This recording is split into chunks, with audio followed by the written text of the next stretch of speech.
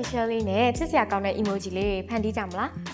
ဒီ feature လေးကတော့ Apple Intelligence ကို support လုပ်တဲ့ iPhone 15 Pro Series နဲ့ iPhone 16 family မှာပဲအသုံးပြုလို့ရမှာဖြစ်ပါတယ်ဒီလိုလုပ်ဖို့အတွက်ဆိုရင်တော့အရင်ဦးဆုံး message app ထဲက conversation တစ်ခုခုတွေကိုဝင်ပြီးကိုစာရိုက်နေကြ text field ထဲမှာ emoji keyboard လေးကိုဖွင့်လိုက်ပါ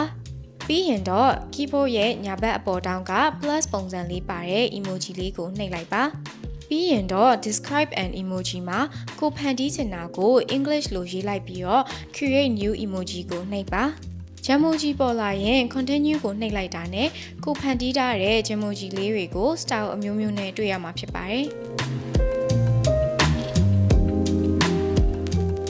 ဒါဆိုရင်တော့ကိုစိတ်ကြိုက်ဖန်တီးထားတဲ့ Jamoji လေးတွေကို message ပို့တဲ့အခါမှာအသုံးပြုလို့ရပြီပေါ့ဗီဒီယိုလေးကိုဆုံးဖြတ်ကြည့်ရှုပေးတဲ့အတွက်ကျေးဇူးအများကြီးတင်ပါတယ်ရှင်။နောက်များမှာလည်းဒီလိုမျိုး Apple device နဲ့ပတ်သက်တဲ့ knowledge တွေကို sharing လုပ်ပေးသွားမှာဖြစ်တာမို့လို့ Android Apple Authorized Reseller Page လေးကိုစောင့်ကြည့်ဖို့မမေ့နဲ့နော်။